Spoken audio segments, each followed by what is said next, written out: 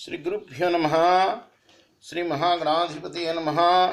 శ్రీ సరస్వత్యై నమః. భక్తులారా, వ్యాసమహర్షి రచించిన భాగవత మహాపురాణం యథాతథంగా చెప్పుకున్నాం. 12 స్కందాలు గల ఈ భాగవతంలో నిన్నటి వరకు మనం 7 స్కందాలు పూర్తి చేశాం. ఈ రోజున 8వ స్కందాన్ని ప్రారంభం చేస్తున్నాం. ప్రారంభం చేసే ముందు వ్యాసుల వారిని ఒకసారి మనం ప్రార్థన చేసుకుందాం. వ్యాసాయ విష్ణురూపాయ వ్యాసరూపాయ విష్ణవే నమో వై బ్రహ్మనిధయే వాసిష్ఠాయ నమో నమః.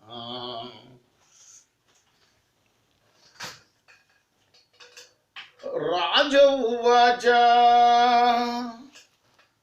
రాజంటే పరీక్షణ్ మహారాజు అన్నమాట. ఇక్కడే ఈ భాగవతం అంతా కూడాను వ్యాస భగవానుడి యొక్క పుత్రుడైన సుఖ మహర్షి పరీక్షణ్ మహారాజుకు చెప్తాడు. కాబట్టి ఇక్కడ రాజ ఉవాచ అంటే పరీక్షణ్ మహారాజు అడుగుతున్నాడు సుఖ మహర్షిని, స్వయంభువస్యేహ గురో వంశోయం విస్తరాచ్యుతః యత్ర విశ్వసృజాం సర్గో మనోనన్యాన్ వదస్వనః మన్వంతరే హరే జన్మ కర్మాణి చ మహీయస గృణంతి కవయో బ్రహ్మం స్థానినో వద శృణ్వతాం యజ్జస్మిన్నంతరే బ్రహ్మం భగవాన్ విశ్వభావనః కృతవాన్ కురుతే కర్తా యతీతే నాగతేజ్యవా.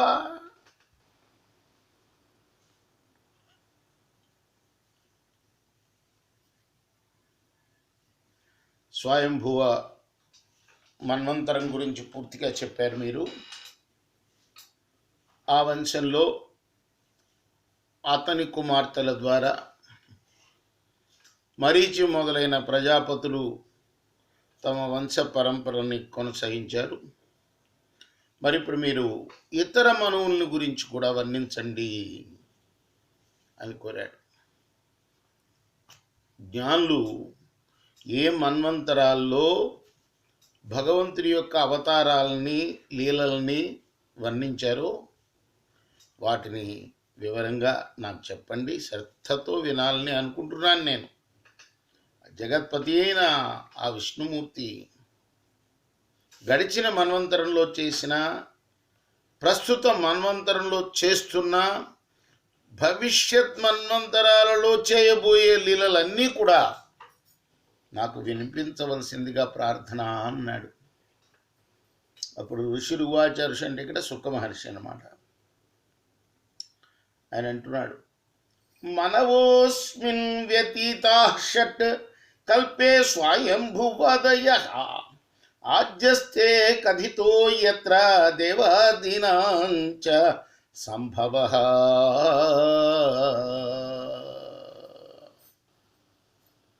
ప్రస్తుతం జరుగుతున్న కల్పంలో ఓ పరీక్షణ్ మహారాజా,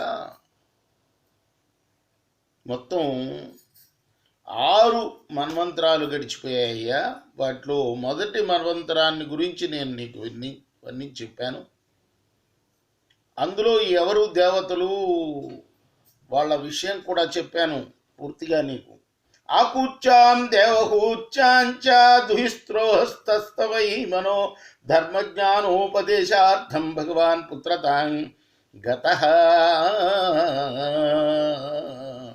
స్వయంభో మనువు కుమార్తె అయిన ఆకూతి యందు యజ్ఞపురుషుని రూపంలో భగవానుడు జన్మించాడు, ధర్మాన్ని ఉపదేశించాడు. అలానే దేవహూతి యందు ఆ ప్రభువు కపిల భగవానుడిగా అవతరించి జ్ఞానోపదేశాన్ని చేశాడు. కృతం పురా భగవతః కపిలస్యానువర్ణితం ఆఖ్యాస్యే భగవాన్ యజ్ఞో యచ్చకార కురుద్వః. ఓ పరీక్షణ్ మహారాజా, ఆ కపిల భగవాను గురించి ఇదివరకే చెప్పాను నేను 3వ స్కందంలో నీకు. ఇప్పుడు ఆకూతి యందు యజ్ఞపురుషుడిగా అవతరించేసిన లీలలను కూడా వివరిస్తాను. విరక్తః కామభోగేషు శతరూపాపతి ప్రభు విసృజ్య రాజ్యం తపసే సభార్యో వనమహద్విశత్. స్వయంభో మనువు విషయభోగాల పట్ల విరక్తుడై రాజ్యాన్ని వదిలేశాడు, పరిత్యజించాడు. ఆ తర్వాత తన భార్య అయిన శతరూపతో కూడి తపస్సు చేసుకుంటానికి వనప్రస్థాశ్రమానికి వెళ్ళాడయ్యా, వనాలకు వెళ్ళాడు. సునందాయాం వర్షశతం పదైకేన భువం స్పృశన్ తప్యమానస్తపో ఘోరం ఇదమన్వాహ భారత. అతడు సునందా నదీ తీరంలో ఒంటి కాలిపై నిలబడి 100 సంవత్సరాలు ఘోరమైన తపస్సు చేశాడయ్యా. ప్రతిరోజు కూడా ఈ విధంగా భగవంతుణ్ణి స్తుతించాడు. మనురువాచ, ఆ మనువు, స్వయంభూ మనువు ఎలా స్తుతించాడో భగవంతుణ్ణి, ఆ స్తుతి అన్నమాట. ఇప్పుడు ఈయన చేత యతే విశ్వం, విశ్వం చేత యతే నయం, యో జాగర్తిశయోనేస్మిన్నాయంతం వేద వేద సహా.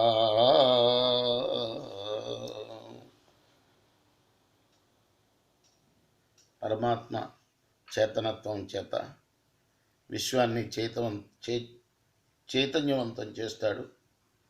కానీ విశ్వం మాత్రం ఆయన్ని చైతన్యవంతుడుగా చేయజాలదు.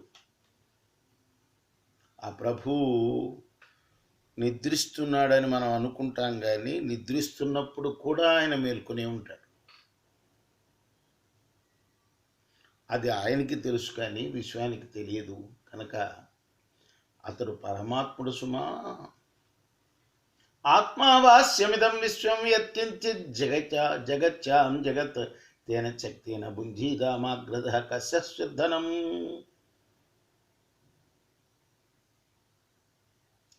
ఈ విశ్వంలో ఉన్న చర అచర అంటే కదిలేవి కదలనివి ఈ ప్రాణులు అన్నిట్లో కూడా ఆ పరమాత్మనే వ్యాపించి ఉన్నాడు. వాసుదేవుడు అంటారు, అందరిలో వసించే ఉండేవాడు. కాబట్టి ఆయన ఈ జగత్తందలి ఏ పదార్థంలో కూడా ఆయన ఉంటాడే, కానీ ఆయన దాని పట్ల వ్యామోహాన్ని పొందడు. ఆ ప్రభువు ఎంతవరకు అనుగ్రహిస్తే అంతవరకే వాళ్ళు జీవితాన్ని గడపగలుగుతారు. ఈ జగత్తులో ఉన్న సంపదలు ఏ ఒక్కడి సొంతం కూడా కాదు. కాబట్టి ఎప్పుడు తృష్ణని అంటే కోరికని విడిచిపెట్టాలి. అంటే ఏ ఒక్కడికి పర్మనెంట్ కాదు.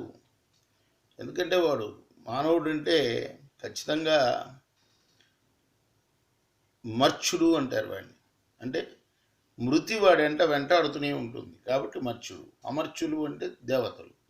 కాబట్టి వాడు ఎప్పుడు కూడా పర్మనెంట్గా వాడి దగ్గర ఉండదు ఆ వస్తువు. కాబట్టి ఎప్పుడు కోరిక అనే దానిని విడిచిపెట్టాలి. వాడు తృష్ణ ఉండకూడదు.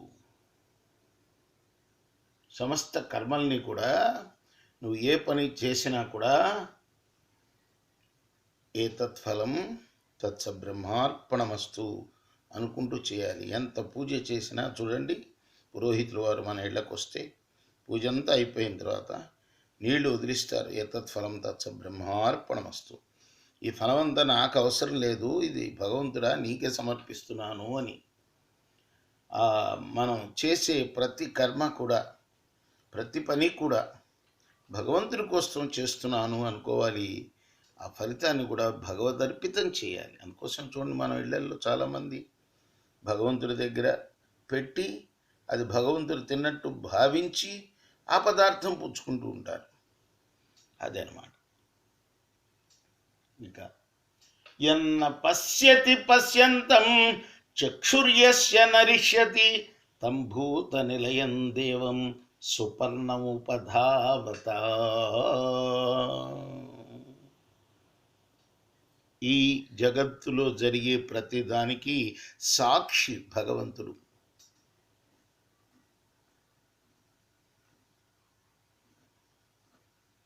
ఈ మాంస నేత్రాల ద్వారా, ఈ ఇంద్రియాల ద్వారా భగవంతుడిని చూడలేం మనం.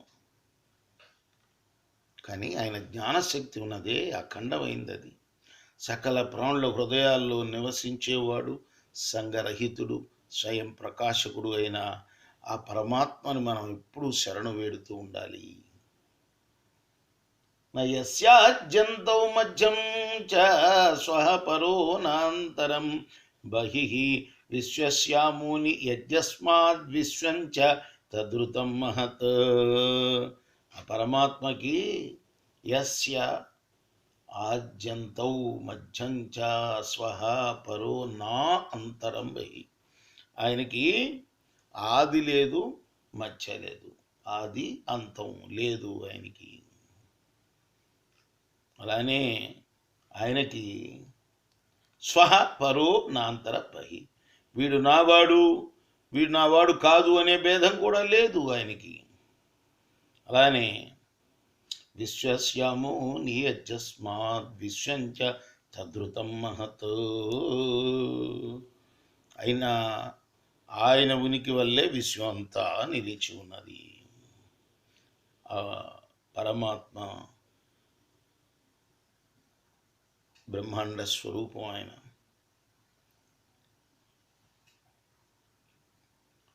స విశ్వకాయః పురుహుత ఈశః,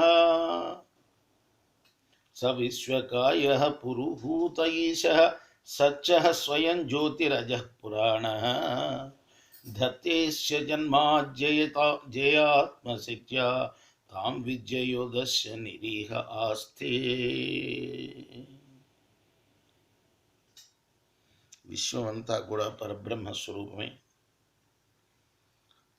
ఏదో మనం పేర్లు పెట్టుకుంటాం గుర్తు కోసం. రాముడు, కృష్ణుడు, శివుడు, హరి, రామారావు ఇట్లా పేర్లు పెట్టుకుంటాం.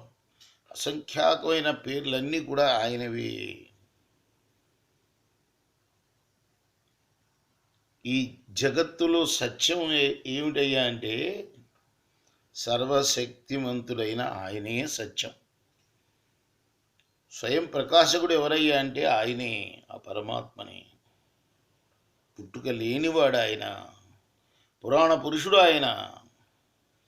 తన యొక్క మాయాశక్తి చేత విశ్వాన్ని సృజించి తాను స్వీకరించాడు. విద్యాశక్తితో దాన్ని త్యజించాడు, వదిలేశాడు. నిష్క్రియుడై సత్వరూపంతో నిలిచి ఉన్నవాడు ఆయన. అథాగ్రే ఋషయ కర్మాణి హంతే కర్మహేతవే ఇహ మానో హి పురుష ప్రాయో నీహం ప్రపద్యతే. ఋషులు మునులు ఏం చేస్తారయ్య అంటే నైష్కర్మ సిద్ధి కోసం, స్థితి కోసం, అంటే కర్మలు చేయకుండా ఉండే స్థితి కోసం అన్నమాట. దేనికి అలా వాళ్ళు ఎందుకు చేస్తారయ్యా అంటే నాకేం అవసరం లేదు, ఏ పని నేను చేయను, భగవంతుడే నాకు కావాలి, ఆయనలోనే ఐక్యం అవ్వాలి అని వాళ్ళు మౌనంగా ఒక చోట కూర్చొని వాళ్ళు కర్మయోగాన్ని అనుష్ఠిస్తారు. తరచుగా కర్మల్ని ఆచరించేవాడు చివరకు నిష్క్రియుడై కర్మల నుండి బయటపడతాడు. అంటే ఋషులు మునులు కూడా ముందు కర్మ చేస్తారు. దేనికోసం అయ్యా వాడు ఆ కర్మ చేస్తారు అంటే నైష్కర్మ సిద్ధి కోసం. మెల్లమెల్లగా చేస్తూ చేస్తూ చేస్తూ చివరికి చేయకుండా ఉంటాడనమాట. ఇంకా చాలు, చేసిందంతా భగవదర్పణం చేస్తూ కర్మ చేస్తూ చేస్తూ ఏ తత్ఫలం భగవదర్పణం అంటూ చివరికి నిష్క్రియుడై, మన ఆశ్రమాలన్నీ అవే, బ్రహ్మచర్యాశ్రమం, గృహస్థాశ్రమం, తర్వాత వానప్రస్థాశ్రమం, తర్వాత సన్యాసాశ్రమం. ఆ నిష్క్రియత్వం అంటే సన్యాసాశ్రమే అన్నమాట. అలా కర్మల నుండి బయటపడతాడు. ఇహతే భగవానీశో నహి తత్ర విషజ్యతే ఆత్మలాభేన పూర్ణార్థో నవసీదంత ఏనుతం. భగవంతుడు కూడా కర్మల్ని చేస్తూనే ఉంటాడు, కానీ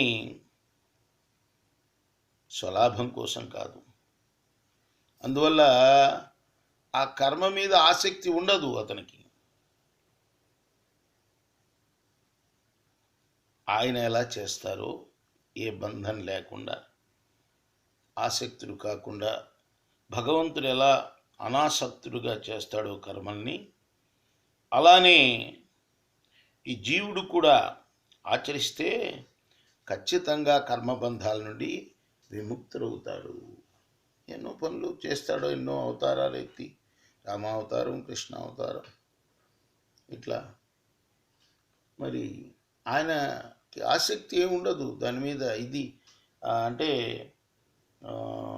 స్వలాభం ఏముండదు. ఏమిటి, దేనికోసం వస్తాడు ఆయన? ధర్మ సంస్థాపనార్థం, అధర్మం ఎక్కువైపోయినవి, లేదా ఈ భూభారం ఎక్కువైనప్పుడు దాన్ని తొలగించడానికి వస్తాడే కానీ ఆయనకి వేరే ఆయన స్వార్థం ఏముండదు అందులో. తమీహమానం నిరహంకృతం భృతం నిరాశిషం పూర్ణమనన్య చోదితం రుణాన్ శిక్షయంతం నిజవర్త్మస్యం స్థితం ప్రభుం ప్రపంచే కిల ధర్మభావనం. ఆ భగవంతుడు జ్ఞానస్వరూపుడు కాబట్టి ఆయనలో కొంచెం కూడా అహంకారం ఉండదు, పరిపూర్ణుడు ఆయన. అందువల్ల ఆయనకి ఏ వస్తువు పైన కూడా కోరిక ఉండదు. మనం మన తృప్తి కోసం స్వామికి ఇది ఇష్టం అది ఇష్టం అనుకొని సమర్పిస్తూ ఉంటాం, కానీ ఆయనకి ఏ వస్తువు పైన కోరిక ఉండదు. ఎవ్వరి ప్రేరణ లేకుండానే స్వచ్ఛందంగా ఆయన కర్మలను ఆచరిస్తూ ఉంటాడు. కొన్ని మర్యాదలను స్థాపిస్తాడు. అలా స్థాపించి మనుష్యులు ఈ విధంగా చేయాలని మనిషి ఎందుకయ్యా మర్యాదలు అంటే ఆచారాలు అవన్నీ సృష్టిస్తాడు అవతారం ఎత్తినప్పుడు. దేనికయ్యా? ఆయన కోసం కాదు, మానవులకి శిక్షణ ఇవ్వటం కోసం. సర్వ ధర్మాలకి కూడా ప్రవక్త ఆయన, జీవనదాత ఆయన. ఆ మహానుభావుణ్ణి నేను శరణు వేడుతున్నాను అంటున్నాడు పరీక్షణ్ మహారాజుకి ఈ కథ చెప్తూ సుఖమహర్షి.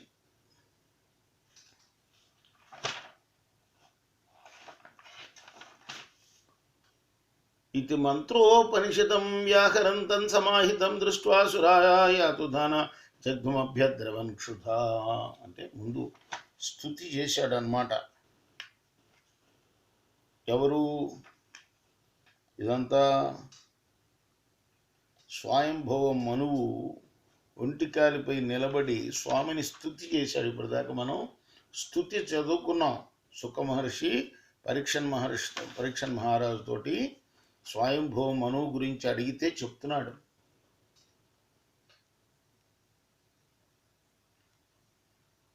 ఆ తర్వాత ఏమైంది అది కూడా చెప్పమంటాడు. ముందు స్వయంభవ మనువు గురించి ఇంకా చెప్తున్నాడు. ఆయన ఈ విధంగా ఆయన ప్రార్థన చేశాడయ్యా అంటూ శుకుడు చెప్పి మళ్ళీ ఇంకా ఏమంటున్నాడంటే, ఓ పరీక్షణ్ మహారాజా, ఓసారి స్వయంభవ మనువు ఏకాగ్ర చిత్తంలో ఉపనిషద్రూపమైన వేద మంత్రాన్ని పఠిస్తూ ఉన్నాడు. అలా ఉన్నప్పుడు అతడు నిద్రపోతున్నాడు అనుకొని ఆకలికి ఉన్న రాక్షసులు అతన్ని చంపడానికి, భక్షించడానికి, తినటానికి అతని పైన విజృంభించారు. తాం స్థావసితాన్ వీక్ష యజ్ఞ సర్వగతో హరి యామై పరివృతో దేవైర్హత్వా శాశ్వత త్రివిష్టపం. వాళ్ళని చూసి ఆ అంతర్యామి ఎవరైతే ఉన్నారో శ్రీహరి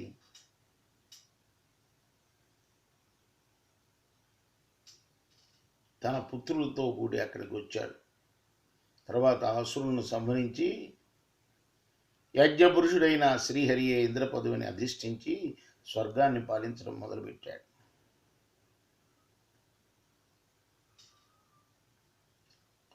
స్వారోచిషా ద్వితీయస్తు మనురగ్నే సుతో భవత్ జుమత్సుషే నరోచిష్మత్ ప్రముఖాస్తస్య చాత్మజా. మహారాజా, స్వయంభవ మనువు తర్వాత వాడు స్వారోచిష మనువు.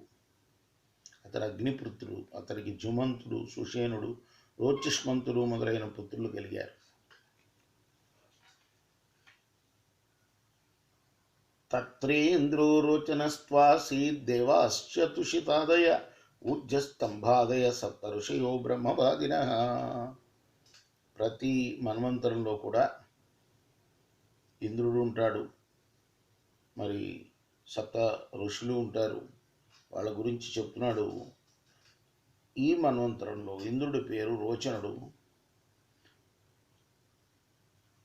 అలానే తుషితులు మొదలైన వాళ్ళు దేవగణాలు, ఊర్జస్తంభుడు మొదలైన వాళ్ళు సప్తఋషులు. ఋషేష్టు వేద శిరస స్తుషితా నామ పత్న్యభూత్ తస్యాం జజ్ఞే తతో దేవో విశ్రుత. ఆ మన్వంతరంలో వేదశిరుడు అనే ఋషి వల్ల అతని పత్ని అయిన తుషిత ఎందు భగవంతుడు అవతరించి విభువు అనే పేరుతో ప్రసిద్ధిగాంచాడయ్యా. అష్టాశీతి సహస్రాణి మునయో ఏ ధృత వ్రతాన్వశిక్షన్ వ్రతం తస్య కౌమార బ్రహ్మచారిణ. అతడి జీవిత పర్వజింతం కూడా బ్రహ్మచారిగానే ఉన్నాడు. అతని నుండి శిక్షణ పొందిన 88,000 మంది ఋషులు కూడా బ్రహ్మచర్యాన్నే పాటించారు. తృతీయ ఉత్తమో నామ ప్రియవ్రతసుతో మను పవన శృంగియో యజ్ఞహోత్రాజాస్తసుత నృప. ఇక రెండవ మనువు అయిపోయింది. మూడవ మనువు పేరు ఏంటంటే ఉత్తముడు, ప్రియవ్రతుని కొడుకైన ఉత్తముడు. అతనికి 3 కుమారులు, పవనుడని, శృంజయుడని, యజ్ఞహోత్రుడని. వశిష్ఠతనయ సప్త ఋషయ ప్రమదాదయ సత్య వేద శృత భద్ర దేవ ఇంద్రస్తు సత్యజిత్. ఆ మన్వంతరంలో, ఏ మన్వంతరంలో? ఉత్తముడు మనువుగా ఉన్న మన్వంతరంలో వశిష్ఠుడికి ప్రమదుడు మొదలైన 7 సప్తర్షులు సూతులుగా జన్మించారు. సత్యుడు, వేదశ్రుతుడు, భద్రుడు అనేవారు దేవతా ప్రముఖులు. మరి ఇంద్ర పదవి ఎవరు చేపట్టారయ్యా అంటే, ఆయన మనువుగా ఉన్నప్పుడు, ఉత్తముడు మనువుగా ఉన్నప్పుడు సత్యజిత్ అనేవాడు చేపట్టాడు. ధర్మస్య సూనృతాయాంతు భగవాన్ పురుషోత్తమ సత్యసేన ఇతి ఖ్యాతో జాత సత్యవ్రతై సహ. సమయంలో ధర్ముడి పత్ని అయిన సూనృత యందు పురుషోత్తముడైన భగవంతుడు సత్యసేనుడు అనే పేరుతోటి ఆయన జన్మించడం జరిగింది, అవతరించడం జరిగింది. సత్యవ్రతులు అనేవాళ్ళు దేవతలు ఆ మన్వంతరం. సోనృత వ్రత దుశ్శీలాన సతో యక్ష రక్ష రాక్షస భూతద్రుహో భూతగణాం త్వం వధి సత్యజిత్ సఖ.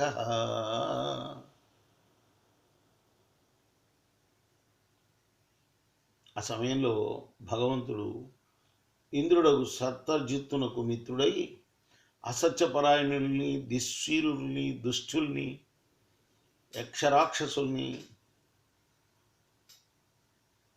జీవద్రోహులైన భూతగణాల్ని సంహరించాడు ఆయన. చతుర్థ ఉత్తమ భ్రాత మనుర్నామ్నా చ తామస పృథు ఖ్యాతిర్నర కేతు ఇచ్చాద్యాదశతత్సుత. ఇక 4వ మనువు గురించి చెప్తా విను. తామసుడు ఆయన పేరు. 3వ మనువు అయిన ఉత్తముడికి సోదరుడు. అతనికి పృథువు, ఖ్యాతి, నరుడు, కేతు మొదలైన 10 మంది కుమారులు ఉన్నారు. సత్యకాహరయో వీరాదేవ స్త్రీ శిఖ ఈశ్వర జ్యోతిర్ధామాదయ సప్త ఋష్యస్తామసేంతరే. సత్యకుడు, హరి, వీరుడు అనేవారు దేవతలు. త్రిశిఖుడు అనేవాడు ఇంద్రుడు. జ్యోతిర్ధాముడు మొదలైన వాళ్ళు సప్తఋషులు ఆ 4వ మన్వంతరంలో. ఇక దేవా వైధృతయా నామా విధృతే స్తనయా నృప నష్ట కాలేన యైర్వేదా విధృత స్వేన తేజస. మహారాజా, ఆ తామస మన్వంతరంలో విధృతికి పుత్రులై వైధృతులు అనే దేవతలు కూడా ఉన్నారు. వారు కాలప్రభావం చేత నష్టప్రాయమైన వేదాలని తమ శక్తి ద్వారా రక్షించారు. అందువల్ల వారు వైధృతులు అని ప్రసిద్ధిగాంచారయ్యా. తత్రాపి యజ్ఞే భగవాన్ హరిణ్యాం హరిమేధస హరిరిచ్చాకృతో ఏన గజేంద్రో మోచితో గ్రహాత్.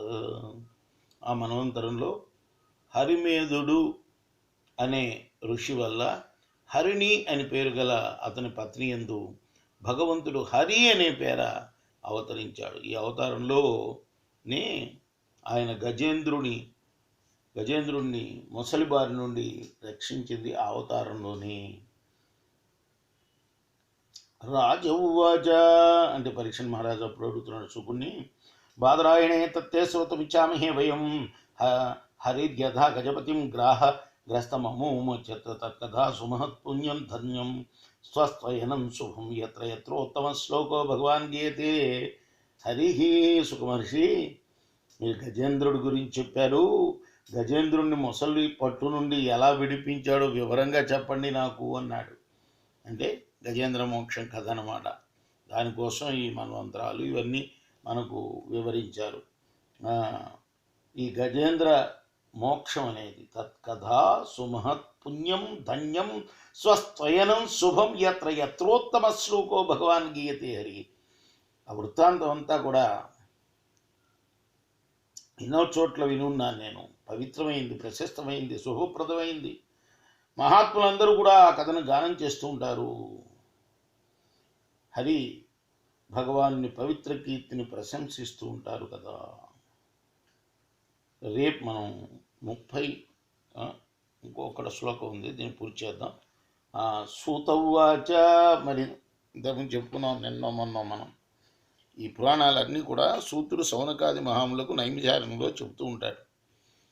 అయితే మనకి ఇంతకుముందు ఏంటి, శుకుడు పరీక్షిత్తు అడగడం, శుకుడు చెప్పడం. అంటే ఈ భాగవతం అంతా కూడా శుకుడు చెప్తూ ఉంటాడు, పరీక్షిత్తు అడుగుతూ ఉంటాడు. దాన్ని ఎప్పుడో వ్యాసుల వారు, బాదరాయణుడు అంటే సుఖమహాయోగి యొక్క తండ్రి రాసిన భాగవతాన్ని నైమిషారణ్యంలో ఋషులు కూర్చొని సూతుల వారిని అడుగుతున్నారు, కథలు చెప్పవయ్యా అని. సూత ఉవాచ అప్పుడప్పుడు గుర్తు చేస్తుంటారు అన్నమాట మనకు. పరీక్షితైవం సతు బాదరాయణి ప్రాయోపవిష్టేన కథా సుచోదిత ఉవాచ విప్రా ప్రతినంద్య పార్థివం ముదా మునీనాం సతతి స్మ శృణ్వనతాం. ఓ శౌనకాది మహర్షులారా, పరీక్షణ్ మహారాజు శ్రీహరి కథల్ని వినటం కోసం ప్రాయోపవేశానికి పూనుకున్నాడయ్యా. అంటే ఆహారం నీళ్లు ఏమి పుచ్చుకోకుండా అలా కూర్చుంటారని ప్రాయోపవేశం అంటారు. సుఖమహర్షిని అలా పరీక్షత్తు ప్రశ్నించగానే ఆ మునీశ్వరుడు పరమానందపడిపోయాడు. అతన్ని అభినందించాడు. ఆ తర్వాత గజేంద్ర మోక్ష కథని వినిపించడం మొదలుపెట్టాడు. ఇది శ్రీమద్భాగవతే మహాపురాణే పరమహంస్యాం సంహితాయాం అష్టమస్కందే ప్రథమోధ్యాయ. ఇది వ్యాస మహర్షి రచించిన భాగవత మహాపురాణంలోని అష్టమస్కందంలోని మొదటి అధ్యాయం. రేపు మనం 2వ అధ్యాయం చెప్పుకుందాం. కృష్ణార్పణమస్తు. స్వస్తి ప్రజాభ్యాం పరిపాలయంతాం న్యాయేన మార్గేణ మహిమహీష. గోబ్రాహ్మణేభ్యः శుభమస్తు. నిత్యం లోకాः సమస్తాः సుఖినో భవంతు.